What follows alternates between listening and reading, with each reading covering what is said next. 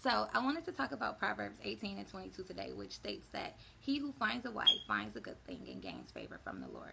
It's about 3 points that I want to highlight. One is, which we all know, that in order to be found as a wife, you must be a wife prior to getting married.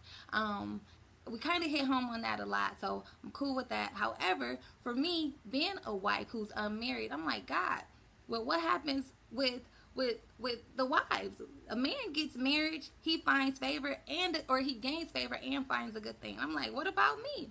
So, in doing some research, it became clear to me that the man who finds a wife, once he finds her and she chooses to marry him, her submission to who he is as a man, because he's not a husband yet, her submission to who he is as a man propels him into a different role and status in his life. She, in submitting her life, pushes him into or authorizes his ability to be a lord. And a lord, according to Merriam-Webster's dictionary, is someone who has authority or rule, particularly over others.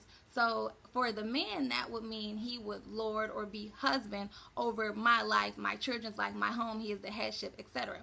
And for those of us who gonna deviate a little bit, I'm not referencing him as Lord of Lords, although he is a Lord, and if I choose to give him my life, he is Lord over my life, with little L, not the big L.